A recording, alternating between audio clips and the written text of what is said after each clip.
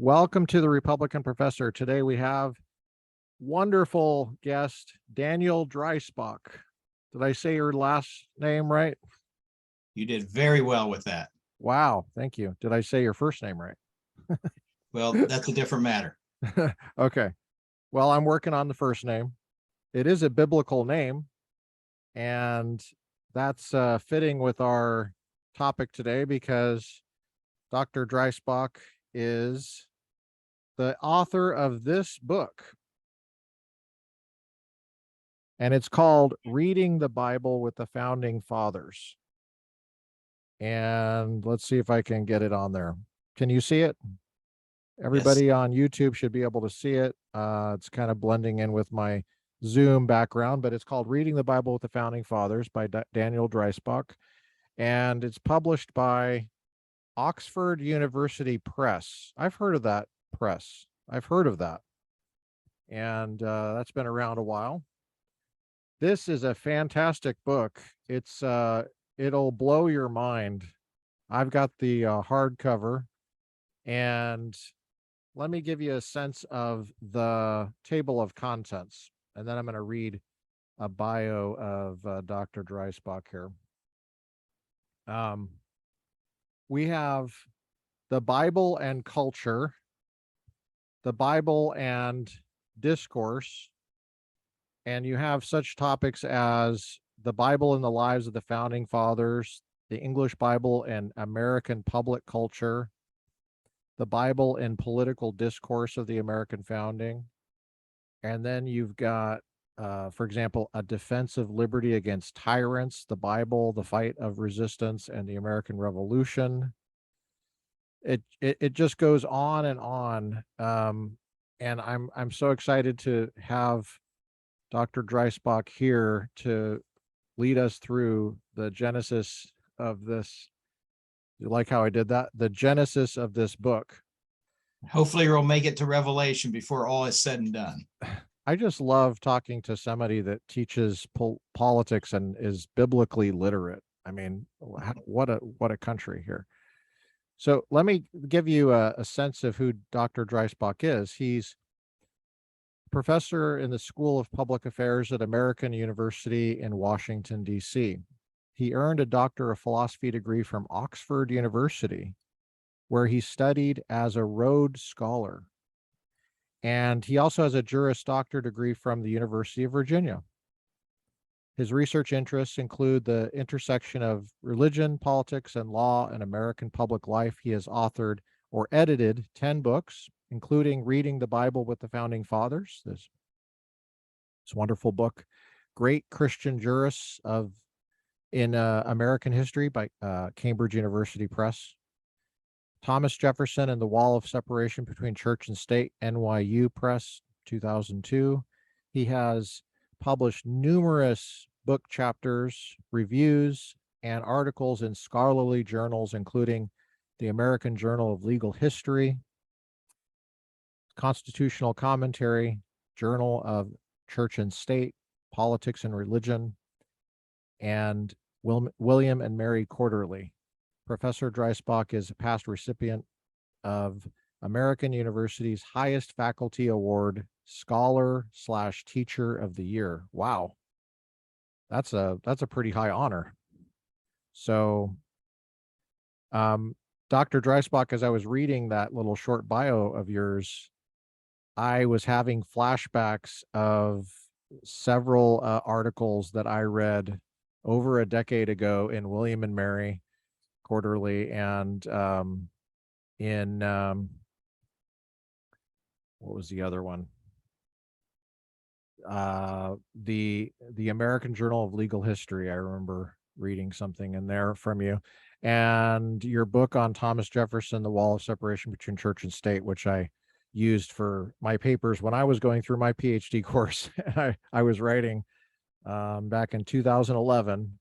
This would have been a class on American political institutions, and I picked the First Amendment, and I was reading all about the separation of church and state.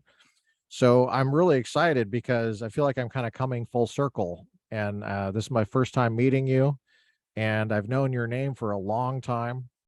And I had a professor named Michael Uhlman, who was a mentor of mine for about a decade. And he taught my First Amendment course. I took a course on the First Amendment religion clauses in 2011 at Claremont. And I was recently going through my archives, and I came across notes that I took where I wrote your name down, and he said you were the man on Thomas Jefferson and separation of church and state, and that you have to know this guy Dreisbach. So ever since then, I was looking for your stuff and journal articles, and I feel like I've been talking for like the whole time now, and we need to talk. We need to hear from you. So, but all that to say, I'm so excited, and I want this to be our Thanksgiving episode. So. By the way, I just I've got to say that was very kind of Michael Ullman. He was a longtime friend of mine, and what a kind and generous man he was. So Yes, he was. that makes me feel very good to hear that bit of a story from him. I miss him dearly, and I'm sure we all do. That was a wonderful course, and he actually changed my life. He changed my professional direction. I was teaching philosophy for 15 years, and I was doing a Ph.D. part-time in basically constitutional law at Claremont under his direction. And I had a conversation with him in 2007 where I was just kind of batting around going to law school. And I had my master's in philosophy. I was teaching philosophy at Pepperdine at the time, and taught at Pepperdine for over a decade. And he talked me out of going to law school one day. I didn't even know who he was. I was walking around Claremont kind of aimlessly, and I found myself in the politics spaces up there in the PhD program area. It was a Friday afternoon, and there was nobody around except for this tall gentleman, older gentleman. Had no idea who he was. Turned out it was Michael Uhlman, and we ended up talking for an hour. He didn't know who I was. I didn't know who he was. He seemed very knowledgeable, and he recommended that I read this book that I'm holding the microphone up, called A Nation Under Lawyers. See if you can see it. It's written by Marianne Glendon. Yes, I know that book. And I have this book because he recommended to me, and he said, "You want to, before you go to law school, read that book. Don't do any application. Read that book." And so I took his advice, and then the best I could, I read it, and I didn't really understand everything in it, but I tried. And turned out those kind of conversations with Michael Uhlman changed my life. And he said, "I think what you want is you want to be a scholar. You want to study the law from an academic perspective, and you can do that." But he was a University of Virginia grad as well. Did you know that? Yes. He went to UVA law school, and he got the LLB. That was back when they did the LLB. And he was telling me about the JD versus the LLB, and he was he didn't have very nice things to say about the JD. He said it's a technician degree. It's like, come out knowing how to do like gun repair and refrigeration technology.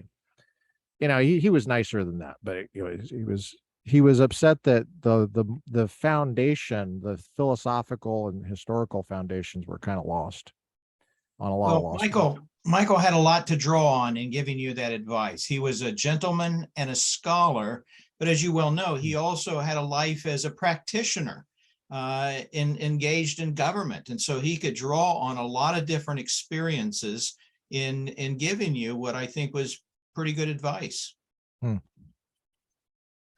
Well, I know you went to law school, so tell us about your journey before we get into your book. How did you go to law school first, or did you do the scholarly stuff first? Well, I did the academic, the more academic course first. Okay. And I had been thinking about going to law school coming out of college, and then an opportunity to pursue the graduate degree came up, and I grabbed it. And as I was nearing the end of that, I sort of went back to the path that I had been on there at the end of my college experience. And I don't regret it. I probably would have gotten as much as I wanted out of law school simply to have done the first year, but I don't regret doing the whole degree. I practiced law for a few years, but in my teaching, in my writing and scholarship, I do quite frequently draw on that legal training. So it's served me well in that respect. I don't think I would have ever wanted to be a sort of a workaday lawyer, but I knew that going into law school. And Michael, by the way, was absolutely right. It's a practitioner's degree. It's teaching you a trade, and I don't mean that in any condescending or belittling way. There are many of us that are looking for training in a trade, and that's what law school does. And so it's my observation and experience that many people who come out of a serious academic background are sometimes frustrated by law school because it oftentimes doesn't provide the depth of sort of scholarly inquiry that they were expecting to find. And again, it's because it's training you and teaching you for a profession.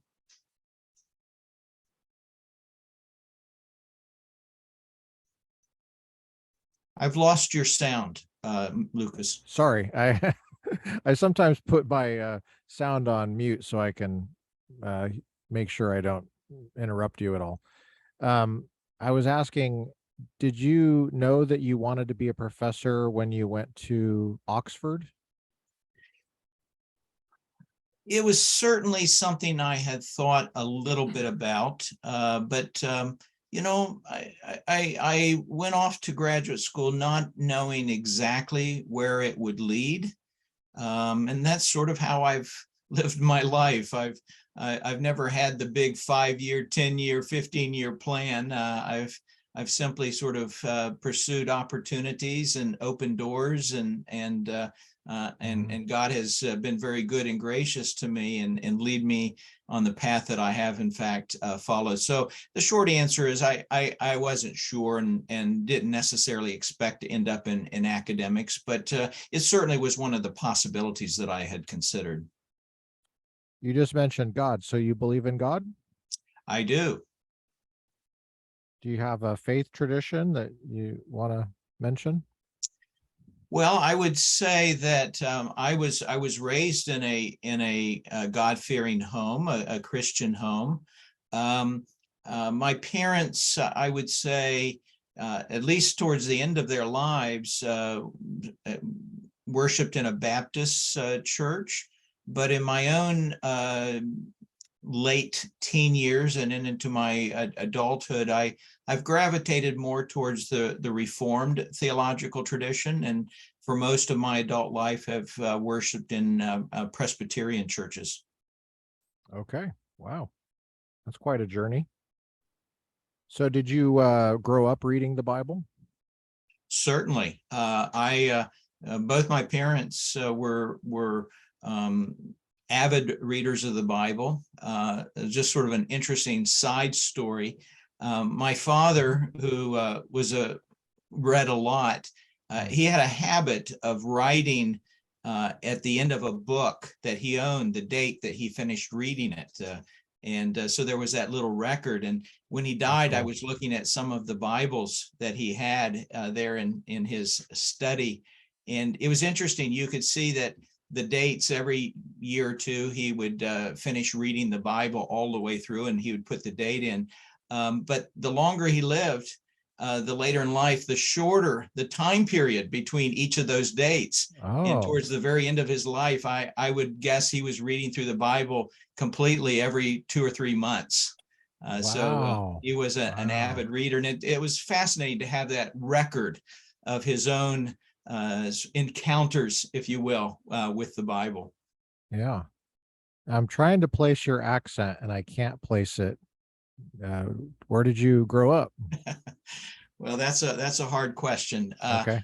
I've lived a lot of different places. My parents were from the Ohio River Valley, although I have lived all around the world, and went to Wow. college in South Carolina, and Oh, yeah. so I've got a bit of a mashup of accents, I suspect. Yeah. Where did you go in South Carolina? I went to the University of South Carolina. Oh, At okay. least that's where I finished up. Yeah. Cool. It's a beautiful state. That's a wonderful background.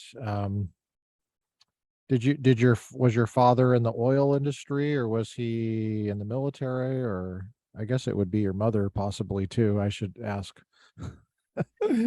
Well, my Or father missionaries, was I guess. yes, my father was a medical doctor, and my mom Oh, was a registered nurse. He wow.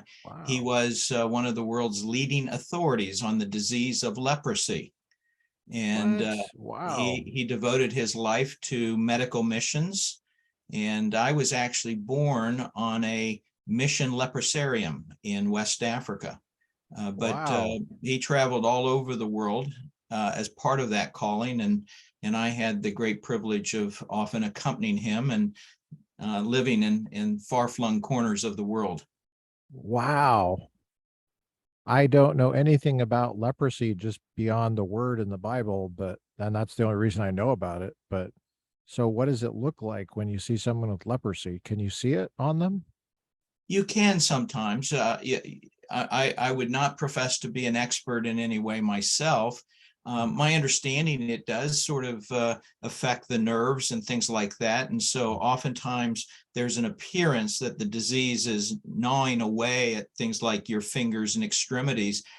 Because like diabetics at late stages, oftentimes they lose the feeling in their fingers and legs and whatnot. And it sort of the nicks and cuts and things sort of seem to sort of eat at your way at your disease. So Wow. it's usually a fairly advanced stage of the disease before you begin to notice it on Mm. someone. But certainly you do see people that it's just very apparent that they're suffering from this illness. It is a communicable disease. Hmm. My father used to say that it was communicable, but it's among the least communicable of the communicable diseases. So it requires a lot of extended skin to skin contact Okay. to contract the disease. And so you often see the problem even to this day in cultures where families, for example, live in very closed quarters and Yeah. sleep side by side, Right. skin to skin. That's sort of where you find it today.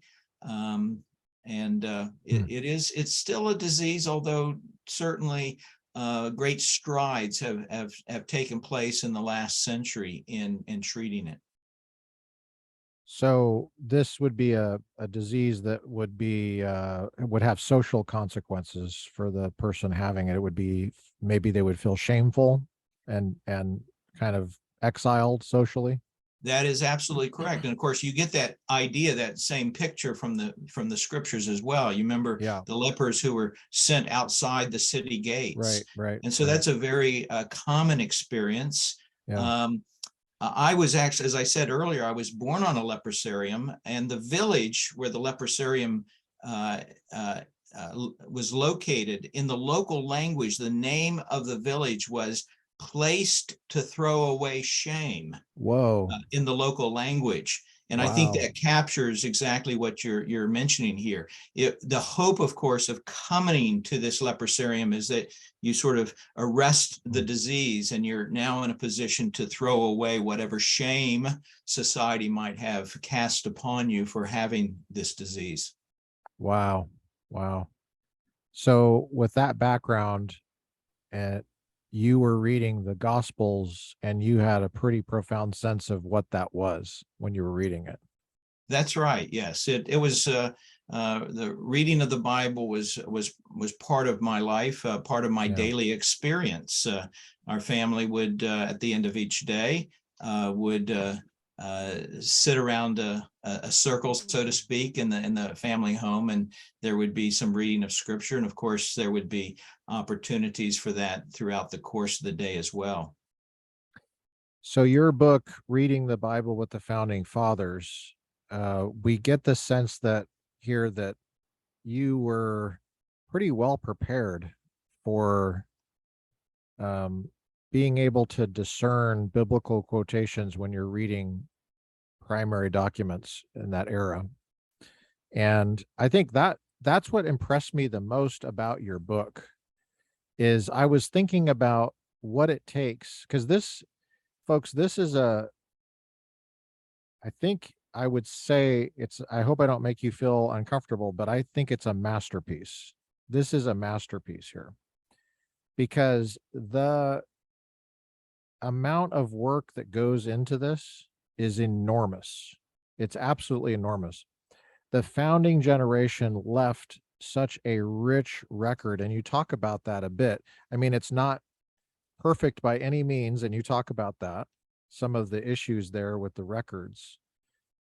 But some of the records have not been preserved. Some of them were purposely destroyed. But we do have quite a bit. And I guess what I'm getting at is when you put that together with the record of the Bible, and here's the Founders Bible that I have. This is a version. It's in the NASB, I think, published by Shiloh Road Publishing, I guess. I know the editor of this name is Brad Cummings. I know him. He's been on the podcast and we talked about this. But I have my Schofield King James here as well. And this is the Bible that I grew up with. I grew up on the King James version of the Bible. And so look at how thick this is. And it's double columned. And it's a lot. It's and then you have 2,000 years of heritage there. And so I think that anybody that is starting this task, not having started from childhood, is way behind. So well, let me just say a thing here. Let me make a couple observations. I think it would have been very hard for me to have written the book that I did without having the childhood that I had and that early exposure to the Bible. Yeah. And I think like most fairly conservative Christian families of the mid 20th century, they would have read the King James Bible. Yes, there were a few other translations around before that, but the King James was the dominant translation of the Bible. Yeah. So I grew up with an awareness of that particular translation. And as you well know, Lucas, there's a kind of rhythm, a cadence to the language of the King James Bible. Yeah. And I'll tell you how that helped me working on this book. I would be reading some political document from the American founding, and I would hear a kind of rhythm or cadence in the language that would tip me off that this was either language from the King James Bible or someone imitating the language of the King James Bible. And I mention that because there are a number of rather eminent historians who have said things like this. The founding fathers did not know the Bible.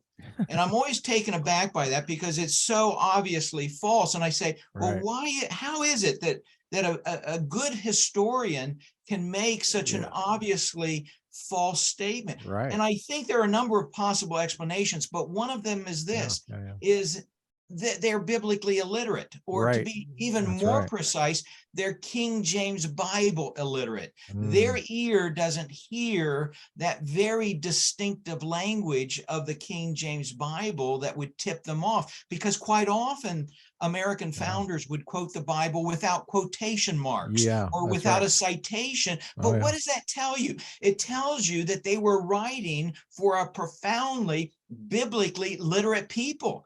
Mm. Americans of the late 18th Yep. century didn't need quotation marks Yeah. and footnotes to know that this language that's being cited is the language of the Bible. That's what we need today because we live in this profoundly illiterate culture, at Yes. least biblically Absolutely. illiterate culture. And by the way, founder after founder knew the Bible.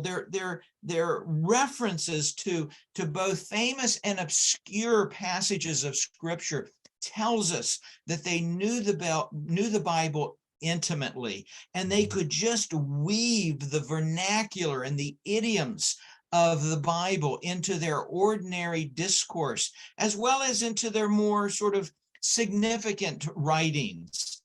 It was Yeah. just a part of the language, and that's going to continue almost to the 20th century. Consider, for example, someone like Abraham Lincoln in the mid 19th century. This is a man who knew the Bible very, very well. And if you pick up any major speech of Abraham Lincoln, you'll see how he just weaves the Bible and Bible-like language into his manner of expression. Sometimes he's quoting the Bible directly, as he does a number of times in his second inaugural address. Other times he's simply making Bible-like references, as is the case in the Gettysburg Address. The Gettysburg Address Right. is replete with echoes of the King James Bible, Can you give an beginning with the example from? opening words, right? Yeah. 7 years ago. He's using a mode of expression that we see, for example, in Psalms 90:10, speaking of the number of years that man has on this earth, 10. I mean, in some ways, it's an odd way of counting, but I Yeah. think what he's doing is from the very opening lines of the Gettysburg Address, he's putting his audience into a biblical frame of mind. He's setting a mood. He is telling people there's something serious to be said here. And it continues. He goes from 7 years ago to what's the next phrase? Our fathers. This is the language of reference to the patriarchs in the Old Testament. It's the opening of the Lord's Prayer. But he doesn't stop there. He says, our fathers brought forth. Brought forth is the language we see twice in Genesis chapter 1, speaking of the creation story. We see it all through the books of Moses. Moses brought forth the children of Israel out of bondage in Egypt. It's the language of Matthew, speaking of Mary, who brought forth a Christ child. And Wow. I again, he's missed that. not quoting the Bible. He's not quoting No, the no, Bible no. directly, Right. but he's putting his audience in a biblical frame of mind for this most solemn of occasions, the dedication of this battlefield there in Gettysburg, where people shed their lives so that the nation could have what? A new birth, another biblical phrase, right? Right. And would live Now, for what's new eternity. birth from? What's that from?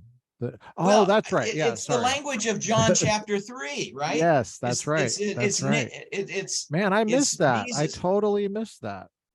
I Now, don't know why. I can't believe I've missed that. well, by New the birth way, of he freedom. builds on that theme. If you read the Gettysburg Address, what is the theme? The theme is the conception, birth, life, death, and new birth of a nation. Now, what gives it power is that he says that the nation was conceived and was born in sin, the sin of slavery.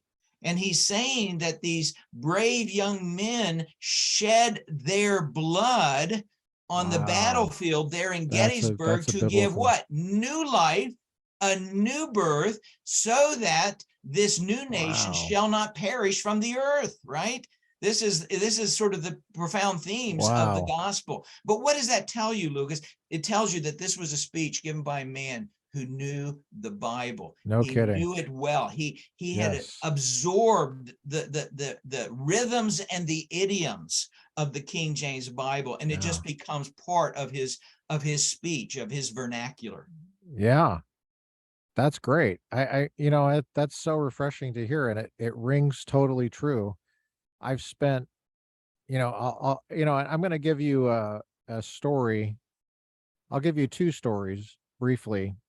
Why I'm I think, uniquely receptive to this, and excited about it. And I hope everybody else gets excited about it too. This is very exciting to me.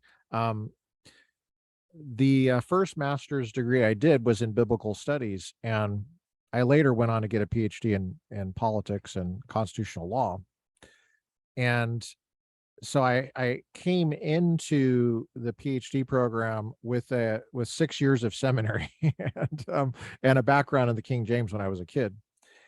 And my first master's thesis was on echo. It's called, well, there's a scholar named Richard Hayes. I think he might have died recently, but he's at Duke, and he wrote a book called Echoes of Scripture in the Letters of Paul. And he taught New Testament at Duke for a long time. And I read that book. It was back in 1989, I believe it was, that it came out, and I read it in seminary. And it was about how Paul used the Old Testament, and it wasn't just in quotations. Mhm. So, and when a New Testament author uses the Old Testament, they often don't say what they're quoting. They don't say it at all. They just quote it. And sometimes they don't even quote it exactly. They have what Richard Hayes called an echo or an allusion. I think he called it echoes. And he might have come up with that term, echoes. Um, but I picked that up and I looked at the Gospel of Luke's use of Isaiah. And Luke does quote Isaiah quite heavily, like a lot of New Testament documents do. He quotes it in the Gospel, and he quotes it in Acts. And there's some famous passages, like, for example, when Jesus reads from the scroll in the synagogue in Nazareth, and that's actually the earliest synagogue service recording we have in history. That is the oldest documented reference to anything happening in any synagogue in history, and it's in Luke chapter 4. In Luke chapter 3, he quotes Isaiah 40, talking about John the Baptist being a voice crying out in the wilderness, and so on and so forth, like that. But a lot of what I argued was a lot of the uses of Isaiah actually had nothing to do with a direct quotation. The direct quotation might prompt the reader to recall the theme of Isaiah from back, and then a slight echo or an allusion would bring forth a host of Isaianic kind of themes. That's what I was arguing. And so I had this early interest in the New Testament's use of the Old Testament. And what I noticed was, for the first century, the Jewish context and the God-fearing context among the Greeks, where they would have been very familiar with either the Septuagint or, in some cases, the Hebrew version of the Old Testament, they didn't need people to tell them what was being quoted.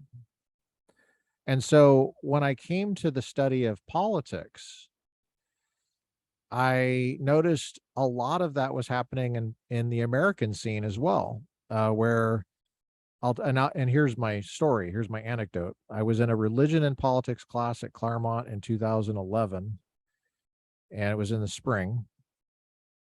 The professor was Richard Bushman, who was the Gouverneur Morris Professor of History at Columbia University there, and he was a visiting professor at Claremont at the time. It was a wonderful man, obviously very well versed in religion and politics in America. I think he was Mormon, actually. That's right. That's right. And the TA ran the course, and we read the literature. I think it was the Genoveses on Southern culture, and it was a lot of the primary documents of the abolitionists, and we read some Lincoln, and I thought it was a very shallow conversation. And I was one of two politics students in there. They were all PhD students in religion. And this particular day, the TA running the course said that, okay, so we're all in agreement that the Bible's pro-slavery. And that was the popular thing to say, I guess. And I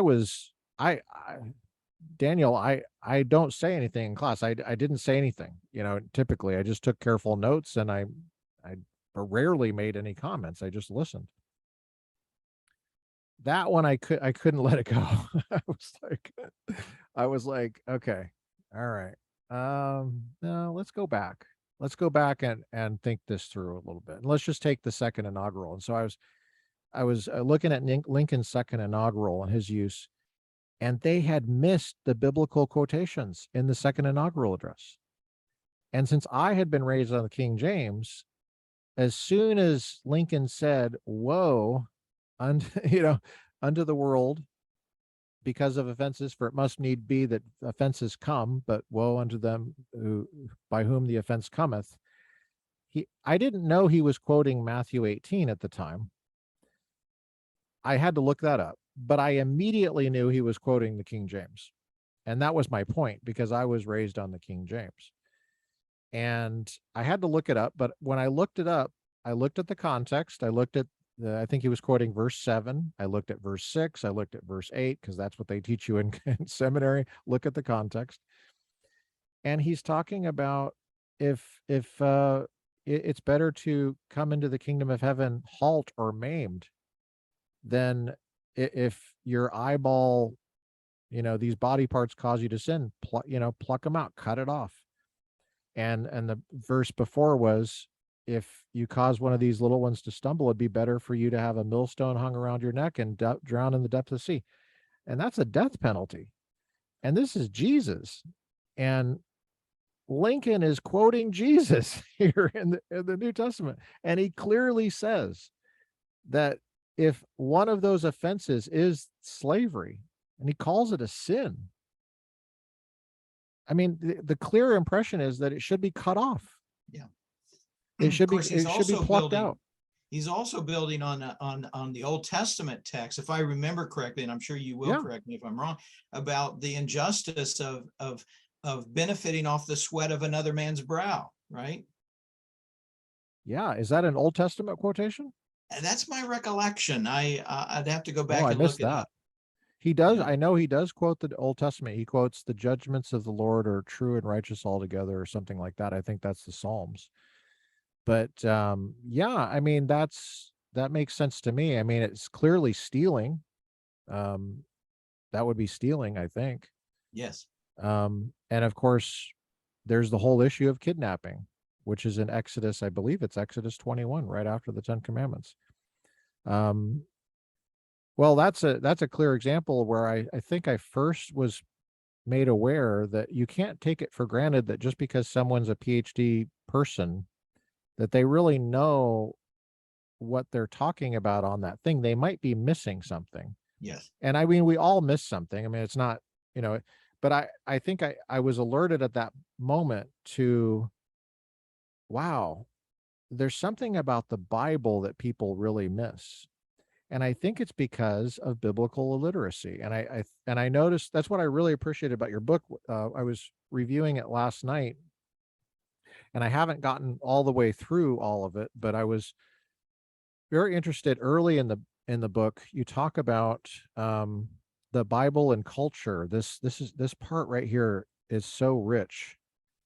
And you talk about how the Bible was used in literacy education for pretty much every educated person, whether they believed the Bible or not, including Thomas Jefferson and Thomas Paine and Benjamin Franklin and folks like that we know didn't really believe everything in the Bible, to but also for the majority that did believe the Bible. And it seemed like the majority certainly did. Majority of the founding fathers and the folks that were just kind of average people. I noticed you mentioned Richard Mather. I gotta mention that, Okay. because I think every Mather, well, my understanding is that he was the first Mather in the New World, and that I go back to him somehow. But on my grandfather's side, at least. Richard Mather's mentioned earlier. But where's this issue here? Um, I mean, it's so rich. There's so much here, but Well, let me just say this. When you begin to see the emergence of sort of a kind of deism in Europe in the mm, preceding century, the late 17th century, there was a vein of deism that viewed the Bible and viewed Jesus as a fraud, as an imposter. hmm I don't think you're going to see much of that vein of enlightenment or deistic thought in America in the 18th century, even among people like Benjamin Franklin and Thomas Jefferson. As I think you rightly point out, they're not Orthodox Christians, but they right, view, even if they're unwilling to accept Jesus as the Son of God, yeah, they recognize and describe him as the greatest moral teacher that ever yeah, lived. that's And right, so it's a very different view that you find in the American founding era towards the Bible, towards Christianity. Again, there was this very common view in Europe that belittled the Bible, wanted to dismiss it as simply a kind of a book of almost fraudulent type claims. And you're going to see that in America in the 19th century. Again, a kind of really cynical view of the Bible. But if you're looking at the American founding era, again, even among those founders who are unwilling to accept the transcendent claims of the scripture, view the Bible nonetheless as the good book, as a book of profound value, perhaps even a book essential to their experiment in Republican self-government. right, I tell in the book about John Adams, who described the Bible as the most Republican yeah, book in the world. And I think it always captures my attention, that phrase. And by the way, he's not alone. John Dickinson, sometimes hmm called the penman of the revolution, used exactly that same phrase. Why do they call the Bible the most Republican book in the world? Here's the reason. They believe that for their experiment in self-government to succeed, people must be a virtuous people, a disciplined, controlled by an internal moral compass.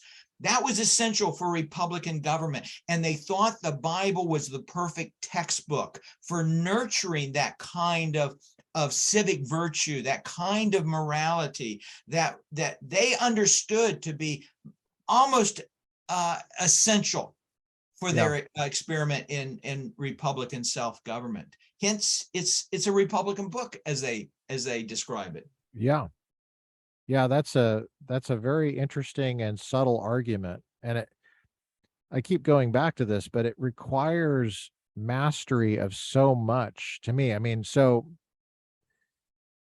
there's a couple different ways we could go about this.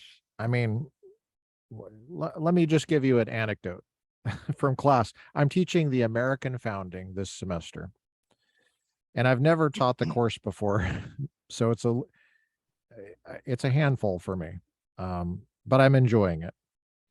And it's at Azusa Pacific University in Los Angeles County, and I don't normally mention current class anecdotes, but I think this is safe to mention that um, we had a brief discussion about Thanksgiving because we looked pretty carefully at religion in the early constitutionalism, First Amendment issues, and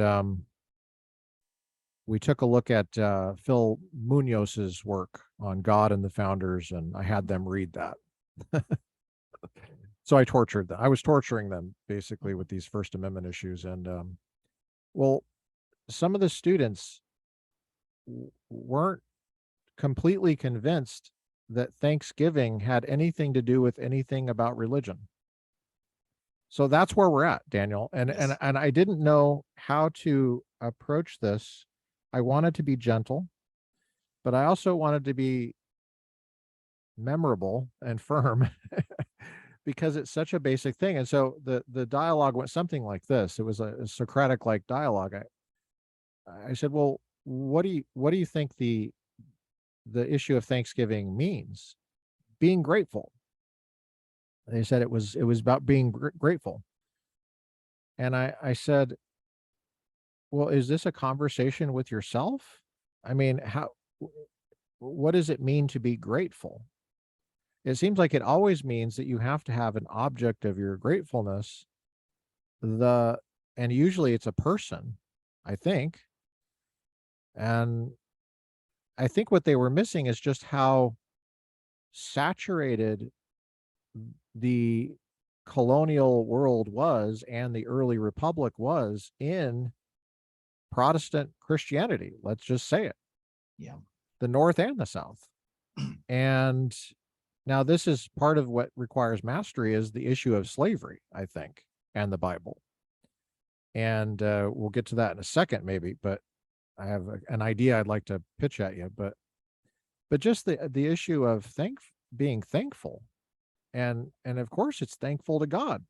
I mean that's it's so obvious, but there's Well, other things let me too. just Yeah, remind sure. you, though, there have been these studies done of textbooks used in elementary, secondary schools. And, these textbook writers are scared to death to mention religion Yeah, or God and whatnot. And we're living with a generation or two of Americans who grew up where their exposure to American history has been sort of sanitized of any yeah, reference to matters of faith and God. right. Now, some of this I think is bad faith. Some of it I think is simply, textbook writers being afraid, right? And school teachers being Uh, afraid that's of insightful. encountering complaints or even lawsuits. And so Yeah, we do live in an age of people who are woefully uninformed about this most important aspect of people's lives and the culture at the time. I think one of the most yeah, important points that I want to make in my book, Lucas, if I might say so, is this, and that please, is, yeah, it's not enough to simply note that a generation of Americans, the founding generation, quoted the Bible frequently in their political literature and their political discourse. I think we have to go to the very next follow-up question, which is, how did they use the Bible? And I think this is a particularly important question to ask when you're talking about the use of the Bible in political discourse. Politicians, I think, sadly are drawn to the Bible because it is this authoritative source that so many Americans value and take seriously. But I got to tell you, when you hear a politician quoting the Bible, you should pause for a moment and say, now, how are they using the Bible? Are they stripping a quote that they like from its context for some immediate political benefit or political gain? Or are they using the Bible in its proper context? Are they using the Bible in a way that is consistent with the Bible itself, with how the Bible's used it? And your example of debates over slavery is a perfect example, because the truth is, for many centuries now, we have seen Americans who have used the Bible to both defend slavery as an institution, but also to attack it as an yes, institution. And so again, my plea is, there's many different ways in which one can use the Bible or any other authoritative source for that matter. And so when you hear something like the Bible being quoted in political discourse, you should always sort of back up and say, how is it being used? Is it being used merely as an illusion? Is it being used merely for its rhetorical effect? Is it being used in a biblical context? right. These are the kinds of questions I think we should always follow up a recognition of a public use of scripture in discourse. Yeah, that's good. That's that I so going back to the sanitation issue. Yeah. Is that because of the Supreme Court decisions in the 60s, you think? I think that has a lot to do with it. And I think so so too. I think we sometimes see, not always, but I think sometimes we see people, well-meaning people who are simply, rewriting the history simply to avoid a controversial topic. Yes. Now, that's not, in my view, that's not a sufficient reason to Right. rewrite history, but I kind of understand understand the pressures that school teachers find themselves sometimes under. And so, quite literally, there are these textbooks that have rewritten stories from the past where the pilgrims at that Thanksgiving say, thank God, and they've been rewritten in modern textbooks to say, thank goodness, right? Changing the word God to goodness. And that's a kind of a trivial example, but an example of, I think, this effort to sort of simply sanitize the history, to remove any allusions or references to faith, Sure. religion, God, and the like. And it has an effect over time, and it's not a good effect. It leaves us with this distorted picture of the past. Yeah, and as an educator, that bothers me. As well, yes. Because there's a culture, that there's a sanitizing culture. It's not just with this topic, it's other topics as well, but just staying on this topic, I'll give you an example of what I did in my founding class. I took Donald Lutz's book, The Origins of American Constitutionalism, which I required, and I'm pretty sure that hardly anybody read the book. Anyway, well, if I teach the course again in the future, I'm gonna try to make sure they read that book more carefully. It's hard to really keep students accountable, I think, but nowadays there's a lot of grade inflation, Daniel, I think. And but anyway, I showed them the Mayflower Compact, and there's a copy of it there in Donald Lutz's book. And the way the Mayflower Compact ends is with the date. And there's two ways it gives the date. It gives the date by virtue, well, first of all, it starts with in the name of God, amen. and then it ends with in the year of James I can't remember who was king exactly, but it was a king, and however long he's they've conquered Ireland and stuff like that. And then the second date was, and in the year of our Lord, sorry, it was Anno Domini. Anno Domini 1620 or something like that. So I just had them look at the date. And then I took Article 7, or I guess it's Article 7 in the Constitution. And right below that, I'm using Kessler's edition, which is the Signet Classic edition. And Kessler was my Federalist professor, Charles Kessler. He's got a great edition of the Federalist Papers, and it's got the Constitution, and I shine that up there. And right after Article 7, and it looks like it's even part of Article 7. Yes, I think it does. Quote it. Yeah, it's the signing and subscription clause. Yeah. Yeah. It's where right below it, George Washington signs it as the president of the Constitutional Convention, not of the United States yet, but right above that is in the year of our Lord 1787. And I just asked them to look and see if there's anything different. They all noticed that the king was not there referenced in the Constitution. King of England is no longer referenced anywhere in the date. But I said, well, hold on a second. There still is a king referenced. Yes. And that would be the King of Kings and Lord of Lords, the Lord. The Lord is referenced right there. And that's how they did the date. And that's one of the things that gets sanitized. It's like, I've noticed that people don't even like referring to the date like that anymore. And my students didn't even know what Anno Domini was. And so I said, well, that's where we get AD, and that just means the year of our Lord in Latin. And now there is earlier in the Mayflower Compact a reference to the king, and it's in the portion of the Mayflower Compact that I would describe as the preamble, setting out the basic goals and objectives. You remember, but it's really interesting, the ordering. It mentions three things that this mission is all about. One, the glory of God. Second, the advancement of the Christian faith. And then in third place and last place is the king, right? Yeah. But it tells you something about the priorities of that little band of pilgrims. Right. You know, Right. you might imagine, given that they're fleeing England, that they might have skipped the king at all, but it tells you that they're a law-abiding people, that they even acknowledge the king there early on in the Mayflower. But I'm always drawn to the order, right? The glory of God, the advancement of the Christian faith, and then for king and country, so to speak. Yeah. There's, and so let me reference a specific thing that in your book. I got a couple things that really are, here's just some examples so people can get a handle on the kind of interesting material. On page 46, this is a chapter called The English Bible and the American Public Culture.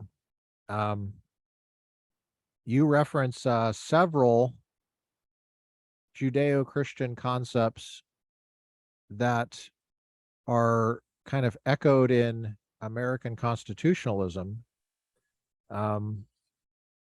Take, for example, the separation of powers and checks and balances.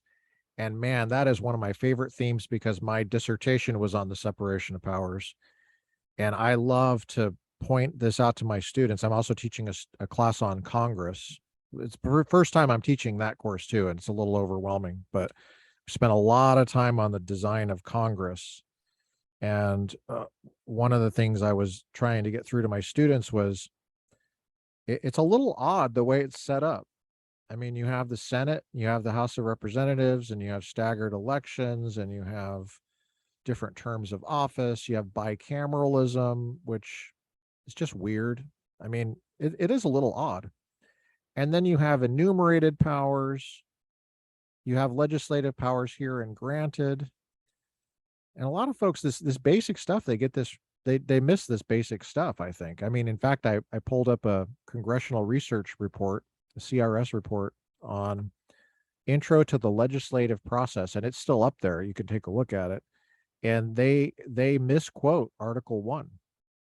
They take out here and granted. They say, it said, this is a publication of Congress. It says, Congress has all legislative powers. That's what it says. And so as actually one of the quizzes I had was, what is wrong with that statement given the founding? And so I had them, it was really gratifying for them to say, the president has the veto power, and that's a little bit of legislative power right there. And so, and they also have the powers here and granted. But the point I was trying to get through to them is that they had a biblical view of human nature, which is kind of crusty in a sense that it's not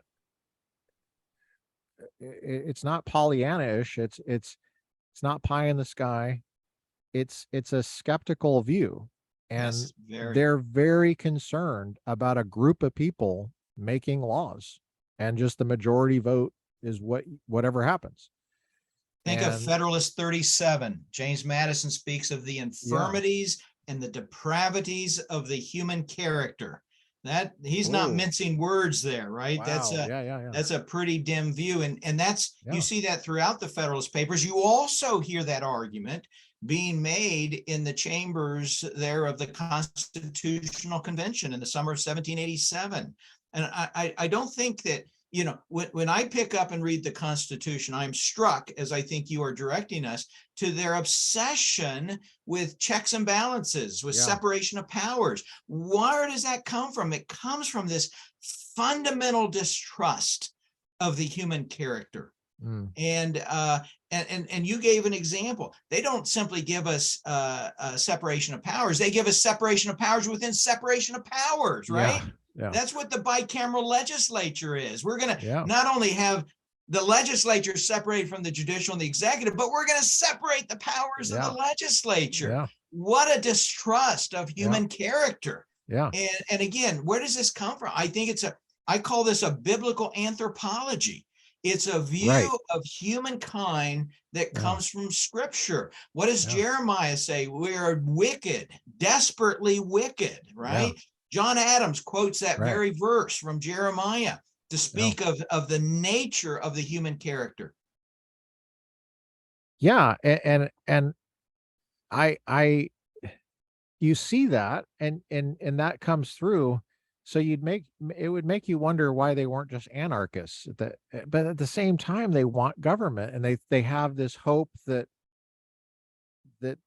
so they have this other part of the biblical view of human nature, which is that we're all created in the image of God, and we all bear the divine image. We all have a rational nature in some sense, where we are created in the image of the Logos, and Yeah. we can reason together, and there can be an attempt at ordered liberty, Yes. but it takes time, and so a lot of folks, it's very popular to hear people say that Washington D.C. is so dysfunctional, and usually it's because the branches are fighting with each other of some kind. Like there's a grinding halt or something, and I pointed out the possibility that might be functional, because Yeah. if you have a biblical view of human nature, the last thing you want is for the passions of the majority in that moment Yeah. Well, to just run here's how over the I minority.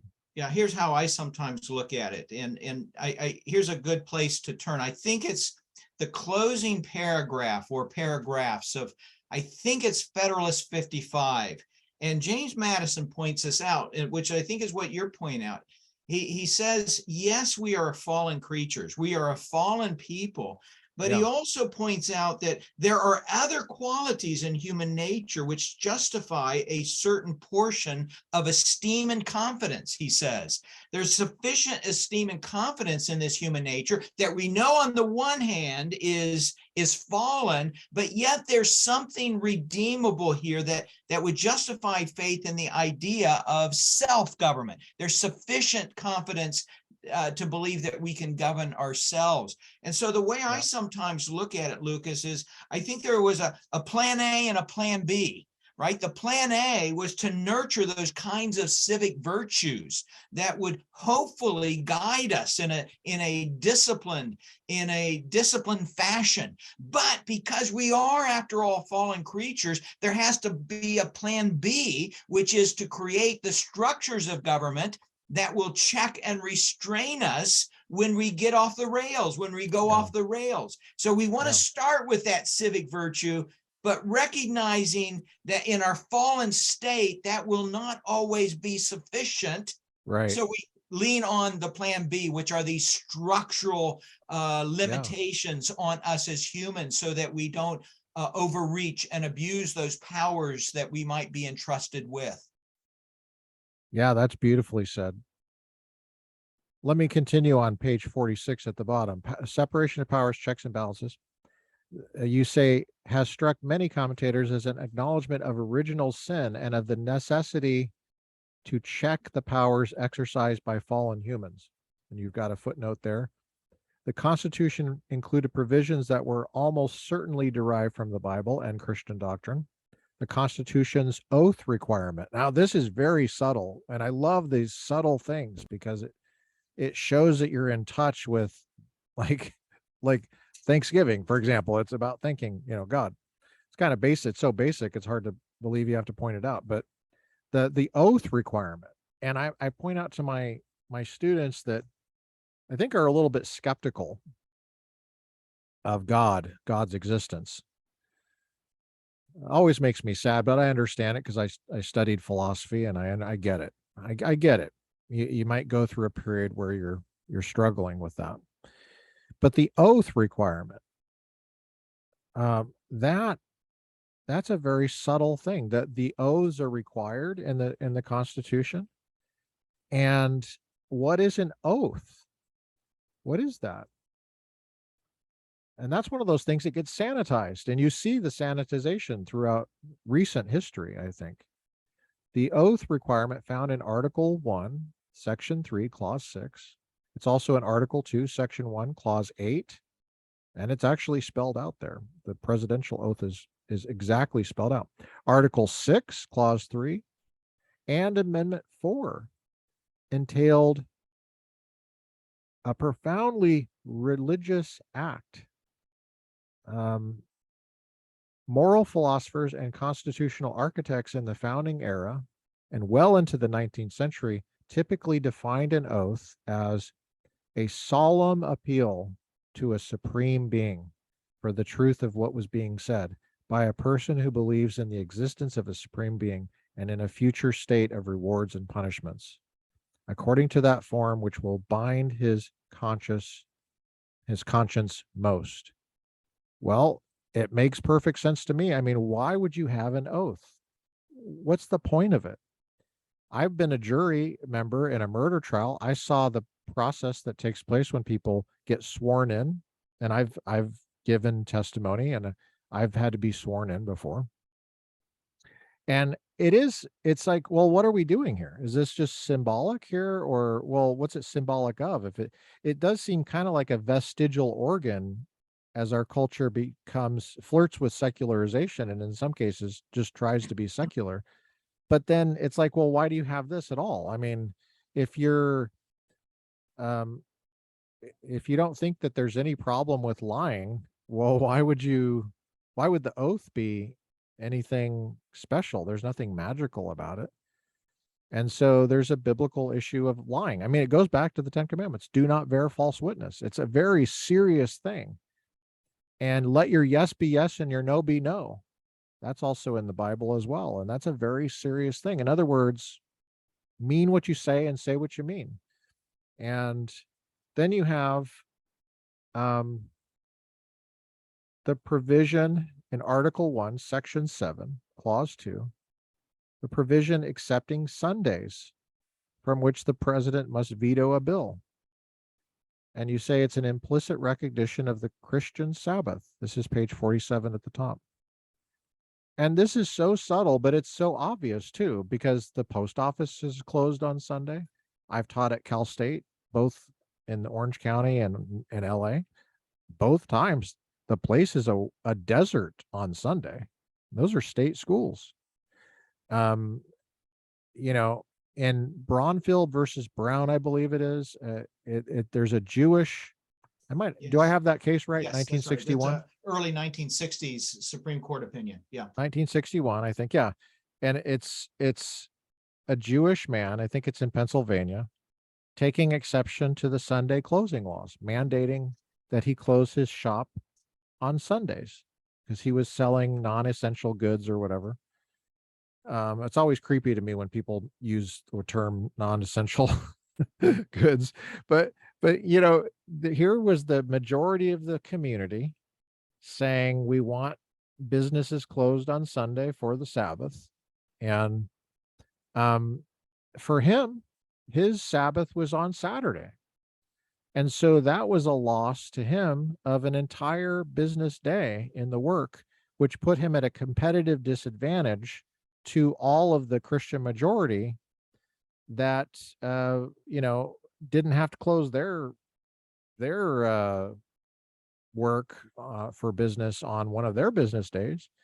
And so when I have my Jewish students in Los Angeles, they typically get this right away. They can clearly see this is a Christian thing, because otherwise, why would you close it on Sunday? I mean, that's obvious. It's a Protestant thing. Not all Protestants, because there's a Seventh-day Adventist thing that comes up in I think it's the Sherbert case. Sherbert, free exercise, Sherbert v. Werner. That's Yeah, 1963, if I remember correctly. that sounds right. Yeah, and at issue in that case was there was a Seventh-day Adventist who took Sabbath on Saturday. Saturday. And she was offered work, I believe, for her position at the time, and she turned it down on because Saturday. It required her to work on the Saturday. That's right. Yeah. Mm-hmm. Well, the way the government got involved in that case is she applied for unemployment benefits, which is a government program, and they denied her because work was available. And then she said, well, no, hold on a second. It's not available on the Sabbath. Shouldn't be available on the Sabbath. And that's a discrimination against me based on my religion. Well, anyway, I think she won that case. And so for her, she would very easily see this is a clearly religious thing. But I think in the sanitization that's happened over time, we don't call it Christmas break anymore. It used to be called Christmas break on the campuses. We call it winter break, but it's like if you look at the actual list of holidays that Cal State closes for, Christmas is still on there. It's an official religious holiday. I'm just And waiting, by the way, Lucas, for them to figure out the word holiday has the word holy in it. yeah, And we might have to good censor that point. word too. Yeah, well, the reason I get bothered by it is because from an education point of view, from an educator point of view, I mean, what are we doing? Aren't we trying to impart what's actually the case? I mean, we're trying to get people in touch with history, right? I mean, what was America really like? Why is it the way it is? And whether you agree with it or not is really a secondary issue. But you have to get clear about what's going on here. And this is clearly evidence. These are just evidences of the the influence, the profound influence of the Bible on Protestant culture on America. Then you have well, there's more on the Sabbath there on page 47 at the top. Here's another example on page 47. A maxim of canon law that no man ought to be punished twice for the same offense. Now, this was new to me. I hadn't thought about this, I have to admit. And I had to think about this. A maxim of canon law that no man ought to be punished twice for the same offense that has been attributed to a 4th century commentary by St. Jerome on Nahum 1:9. I never know how to say Nahum. Is it Nahum or Nahum? Probably the Hebrew pronunciation is Nahum. But affliction shall not rise up the second time. That's the quotation. From these origins, the principle forbidding a defendant from being tried twice for the same offense entered into canon law and English customary law and was transferred to American colonial law and early state declaration of rights before it was ultimately enshrined in the Fifth Amendment. That blew me away. And that I had to really think about the issue of justice. And it seems like that makes a lot of sense to me. The way God operates in the Bible is he doesn't punish you twice for something, the same thing. And same with forgiveness. If like you're forgiven, right? It's not like you have to. I might be reading too much into it, but how did that come on your radar, the issue of double jeopardy? Well, first of all, let me just say there is a very long list of these type of constitutional provisions, maybe a dozen or two, that Okay. one can make a very strong argument have a biblical origin. Now, I want to be very clear here. These are not examples where I say, this is what I see in the Bible. Rather, what I'm giving you are examples that the greatest minds, great legal jurists throughout history have said, these are basic principles of our legal system that are derived from the Bible. So there's a history behind it.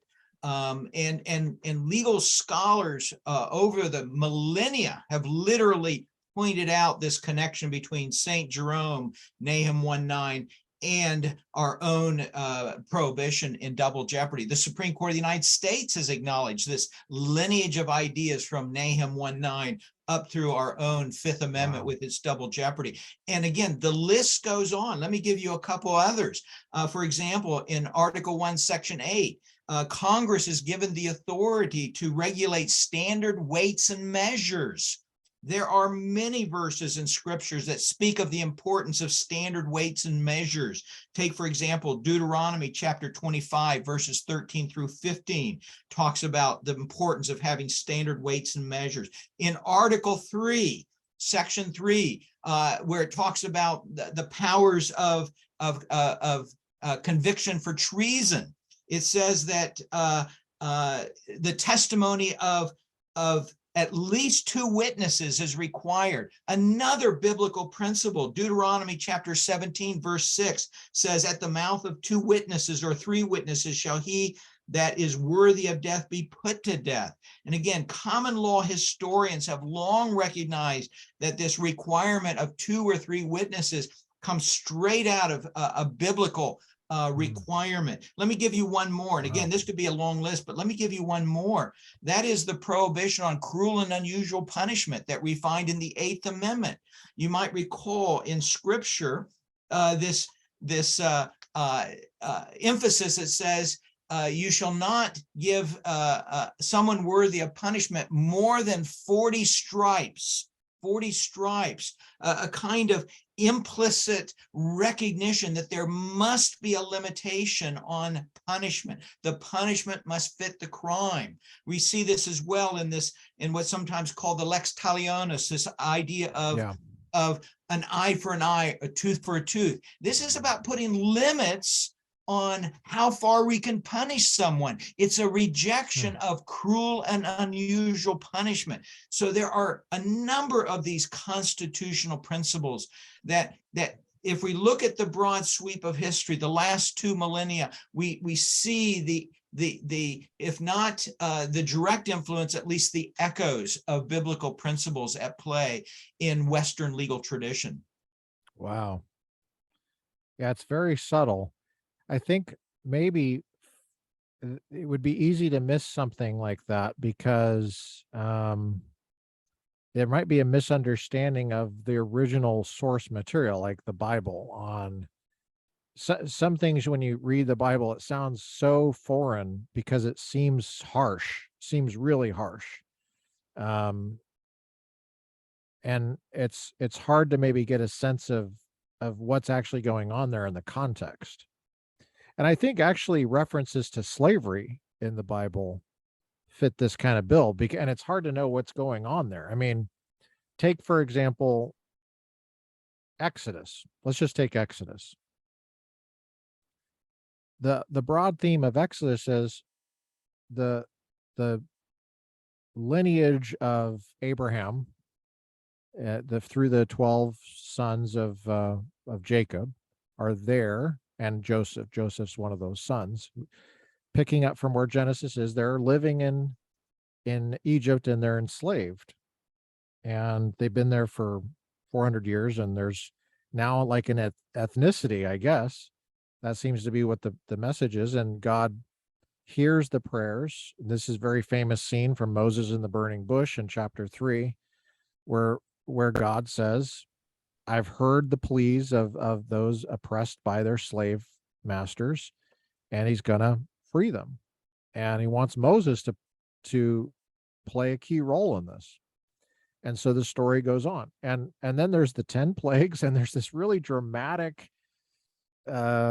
encounter with one of the most powerful men in the history of the world. It's certainly probably at that time, Pharaoh. And with a result that I think, according to the text, something like 1 million or more people leave and go on a journey to found a new nation. And it's such a dramatic story, but it's really sourced in ending slavery. And God clearly says he has a concern for ending slavery. But then it says something like, there's some early in Exodus has 40 chapters, and I think it's in 12 or something like that. It's in the section on the Passover. Maybe it's 13, I can't remember, but it's there's this section on instructions for doing the Passover and who can take part, and there's a little bit of a section on foreigners and whether they can take part. And I think there's a section on if you have purchased somebody. I might be misremembering exactly, but there's something about purchasing someone in there. So there's a very subtle reference, and it seems like some of these folks would be owned. So it's a little bit confusing.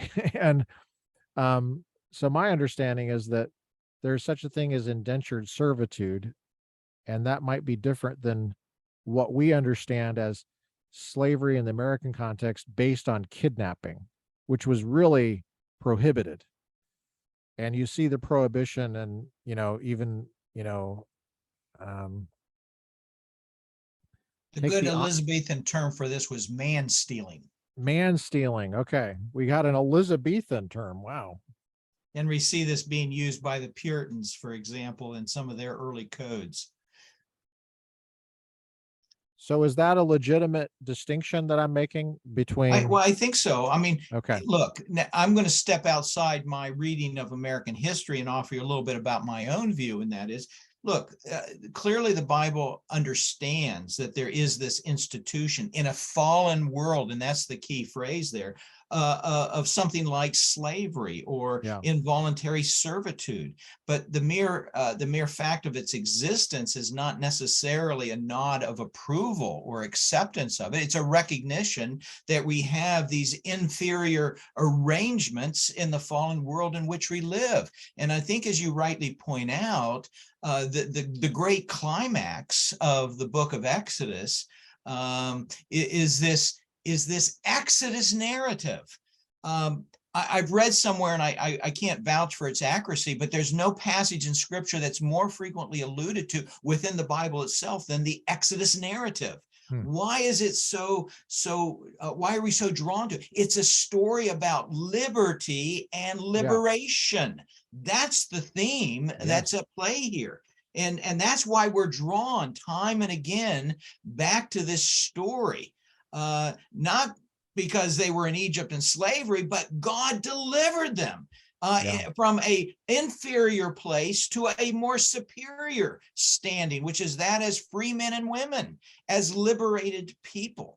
And so in that new world, in that new earth and new heavens, we will be shed of those afflictions of a fallen world, which is a state in which some of us are beholden to others in some form of servitude. But what we yearn for and what God desires for us is that moment of liberation. Yeah, that's beautifully said. And I'm going to add to that. It's an ordered liberty, because right there in Exodus are the 10 commandments. And so the God who liberates is also the God that commands for our good. If there's one axiom that is repeated over and over again in the literature of the founding, is liberty is not license. There's a distinction between liberty and licentiousness. And I think that's what you're getting at when you use a term like ordered liberty, or we might say liberty under law. That's right. True liberty is liberty that is constrained, that is disciplined. Yeah. And I fear that we live in an age where we sometimes have lost that distinction between liberty and licentiousness. Yes. We can only imagine liberty if we can do whatever we want, do what's right in our own eyes. But I don't think that's a biblical conception of liberty, and it's certainly not a view of liberty that was held by the American founders. Whenever this idea that liberty is this personal autonomy, it was referenced in the founding era as something to be rejected, and yet it's become the more dominant view of liberty here in the 21st century. Wow, there's a lot there. The issue of ordered liberty. Can you give an example of where that pops up? The theme of ordered liberty versus licentiousness, or versus... You mean in scripture or in the literature of the American founding? Both, I guess. The founding, I guess. Yeah. Well, look, because I'm sure it's in scripture. I don't have my book in front of me. The next to the last chapter in my book is about the theme of liberty in the political rhetoric of the American founding. And I will tell you this, that we would be overwhelmed with the number of citations and quotations from this literature of the founding that distinguishes between liberty and license. It is an idea that the founding generation come back to over and over again. I think it's chapter 9. You need to go back one more page. Chapter 9. Stand fast in liberty. Of course, that comes from Galatians chapter 5, verse 1.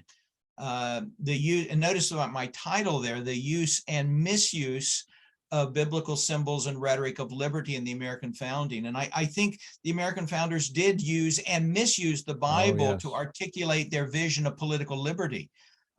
They quoted over and over again Galatians 5:1. Again, stand fast therefore in the liberty wherein Christ hath made us free. They often use that to promote an idea of political liberty, but in my own view, I think that's a misuse of that text, because I view that text as really about Christian liberty, not Right. political liberty.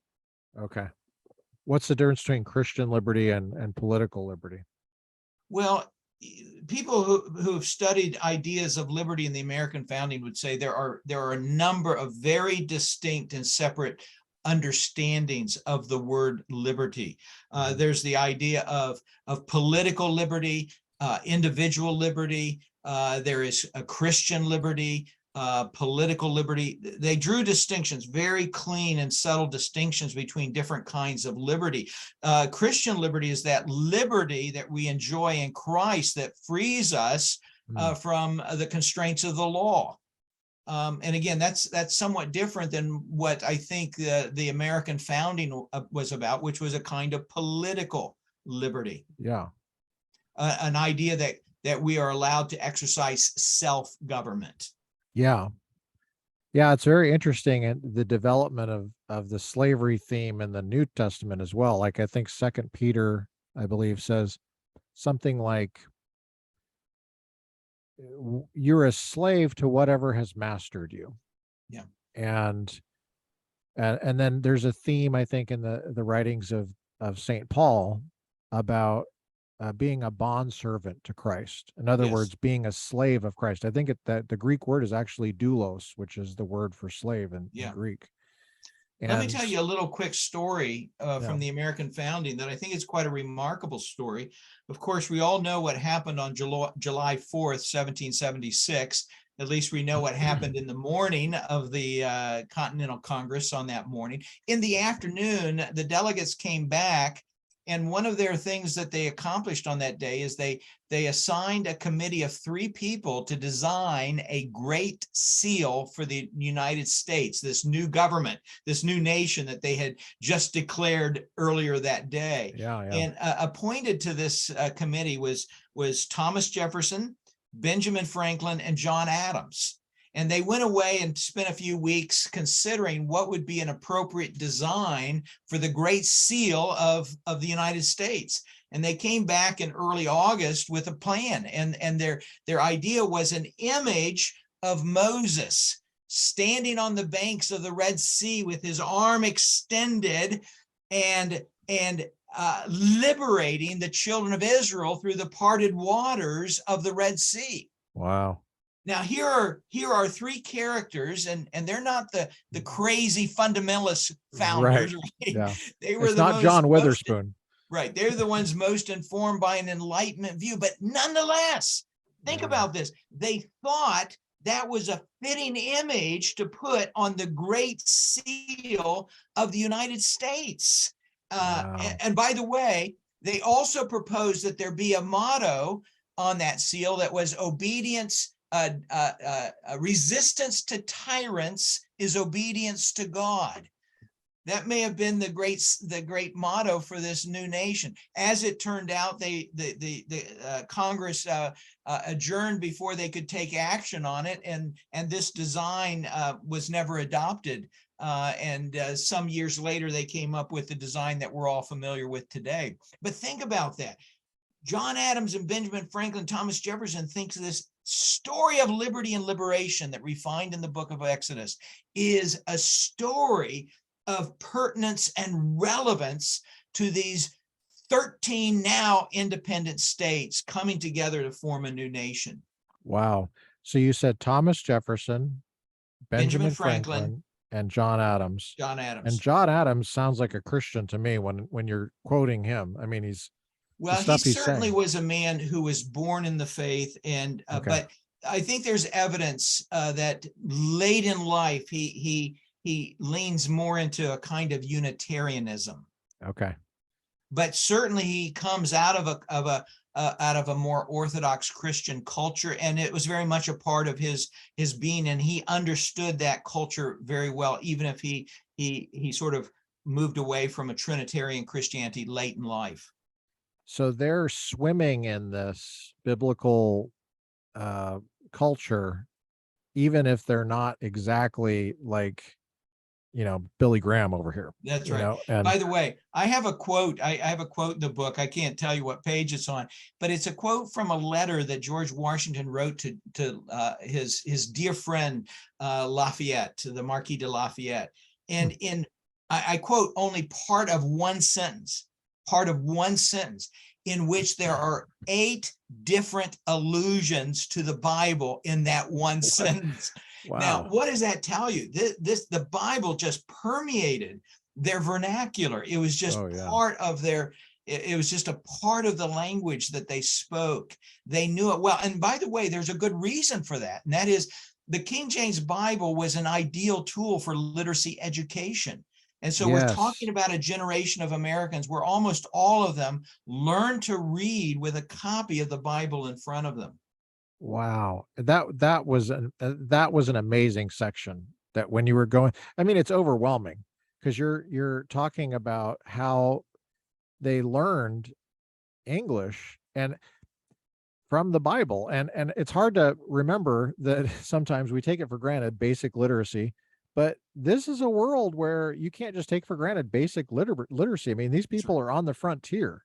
They are Yeah. working to survive, and they're small towns. And yeah, I mean, what were they doing to learn? And they didn't have Barnes and Noble. They couldn't just get, what kind of books did they have? They might not be able to have very many books, because it would be expensive maybe to procure a book. When you look And around the world today, by the way, when you look around the world, Bible cultures are the most literate cultures. yeah, that's really interesting. And That makes sense. we see this especially in the aftermath of the Reformation. Why? Because Protestants are in essence saying we don't need the church or its priests to be mediators Right. between God and man. We, as the priesthood of believers, you and I, we can approach the throne of grace directly. And if you remove the church and its priest as the mediator, you must know what God has to say. And so Protestant cultures tended to emphasize literacy education and an accessibility to the Yeah. Bible in the vernacular tongue. And so this Yes. becomes Yeah. very much a part of the culture of Protestant nations, and that includes those 13 colonies on this side of the Atlantic.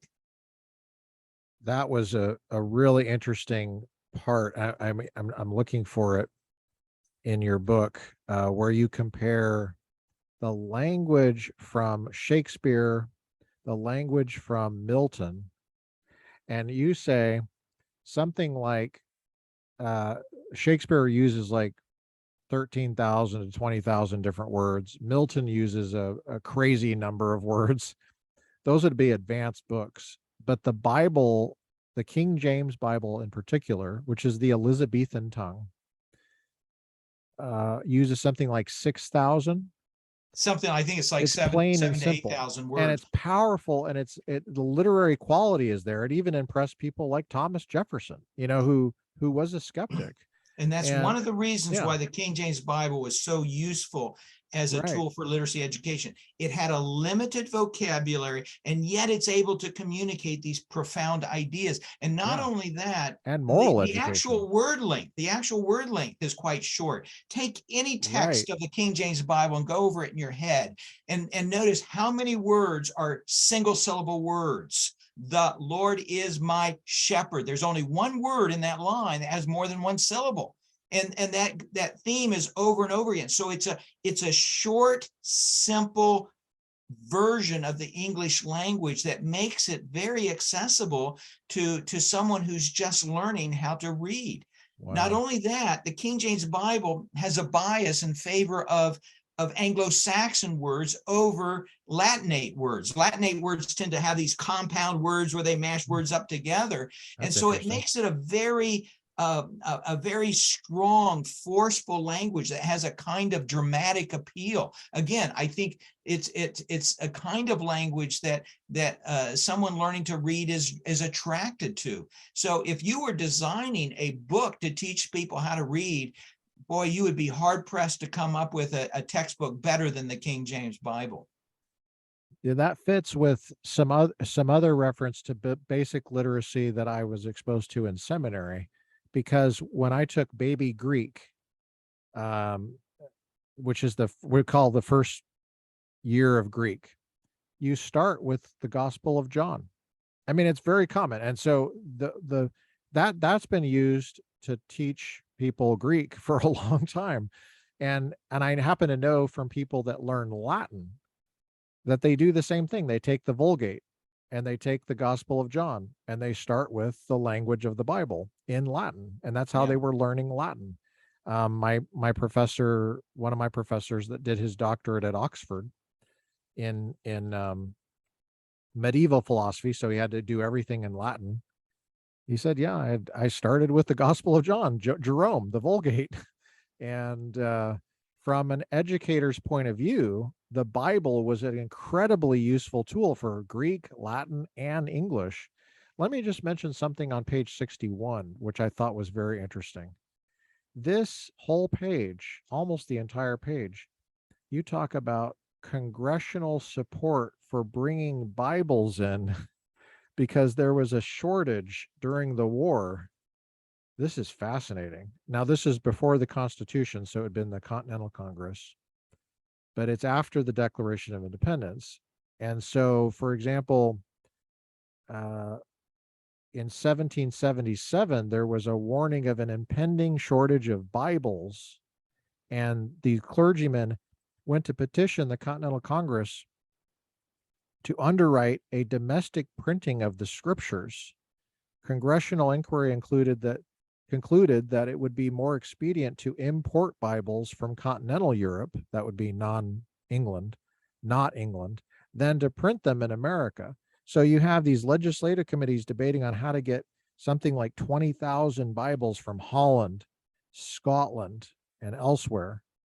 And what a fascinating episode of history, where some of the earliest moments of the American government are deeply concerned about a shortage of Bibles as we fight the king. We fight King James. That's fascinating. Everybody listening on Apple Podcasts in the future and YouTube, this book is overwhelmingly, in a good way, overwhelming with detail and notes and references. That's why it was such a challenge to figure out how to conduct this interview, because it is so rich. By the way, I should give you a compliment there, Daniel. I think that you sound like a preacher, and I mean that in a good way.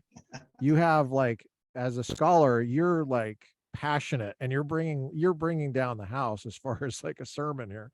So, can you share with us something about what your daily life is like? What kind of courses do you teach there in American? What's it like to teach there? Yes.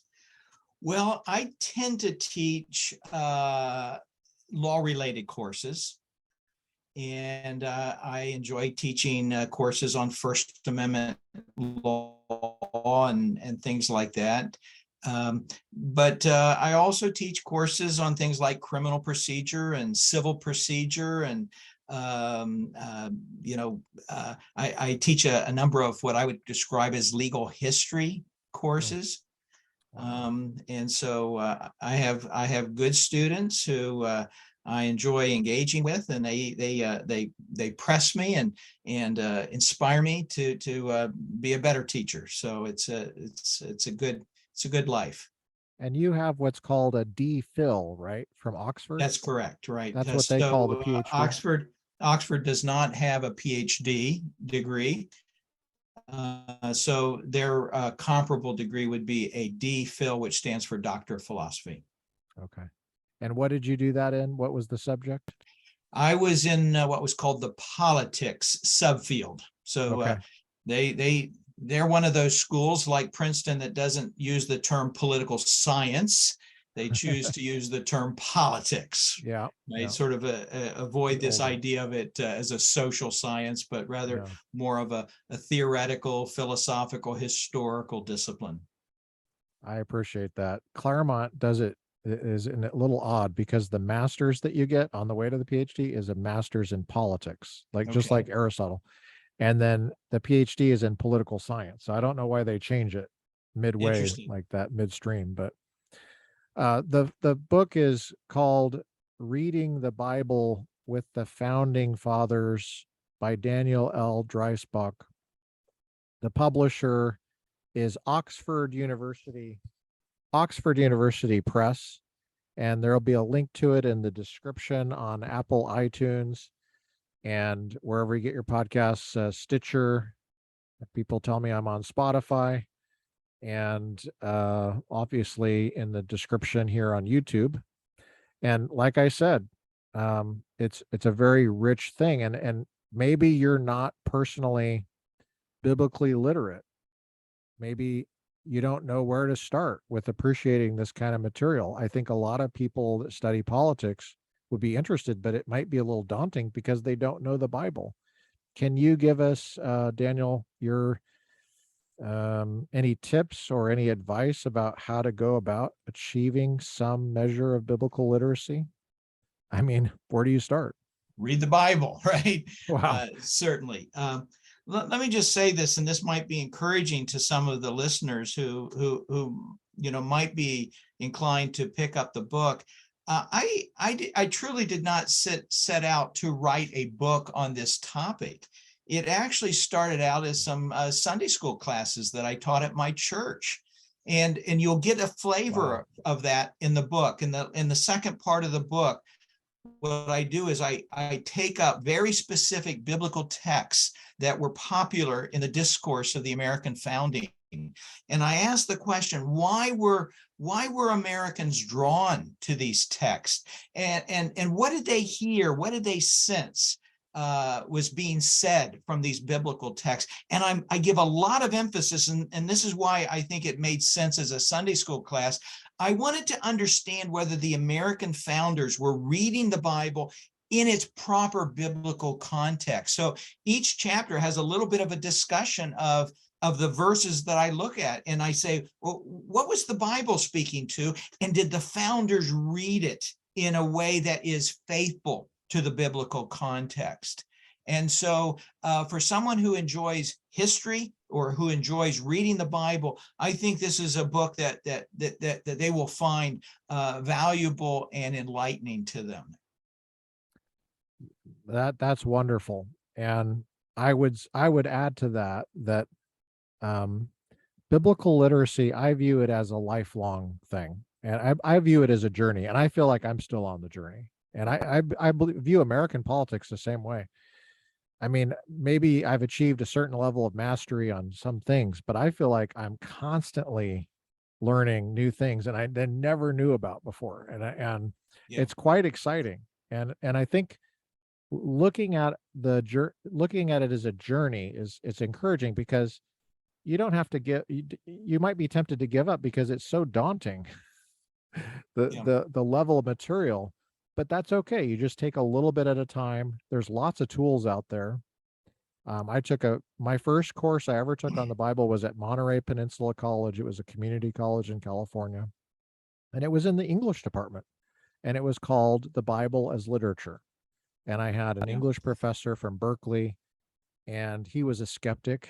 So I was always arguing with him, but it was a delightful 20 people around a conference table in California there on the Central Coast, just really grappling with what the text said and what does it mean. Yeah, I would say it's not only a lifelong pursuit, but it is a worthy pursuit of someone who aspires to be an educated citizen. Ooh, yeah. How can you Big understand the most basic elements of our culture and our society, whether it be politics, as we've been talking about today, or law, but also the arts, right? We mentioned earlier, how do you understand the Gettysburg Address without some knowledge of the Bible? Wow. Think of the greatest music ever written from Handel's Messiah. You can't begin to sort of comprehend that great work without understanding Scripture. To something as perhaps more mundane by comparison, think of that great folk song, Turn, Turn, Turn, which draws on the language of Ecclesiastes, made popular in the 1960s by Pete Seeger. You remember that song? Or, Yeah. or think of the great literature. You can't read and appreciate Shakespeare with its many allusions to scripture without some biblical literacy. Or think of Milton and Paradise Lost. Oh, Or yeah. think of the great graphic arts, Dante. Michelangelo's David, without some knowledge of the Bible. So simply to be a Steinbeck's well-informed citizen, Steinbeck's East of Grapes of Eden. Wrath, and Yeah, all Grapes of of them, Wrath. That's true. That's in the draw Bible too. Yeah, the Grapes of Wrath. I think it's from on these Revelation. great biblical themes and visual images. Yeah. Yeah. I mean, Or even think of the like, Battle Hymn of the Republic. yeah. I didn't hear what you said. Well, even like Ernest Hemingway, the sun also rises. That's a direct quote from Ecclesiastes. Yes. Yeah, I mean, even these pagans that are considered some of the giants of American literature recently were deeply involved in just struggling through the Bible. Yes. Very interesting. Well, thank you so much for coming on today. Thanks for And having me. we are so excited to have this in the can. Well, I certainly appreciate this opportunity to converse with you. It's been a delight. Thank you.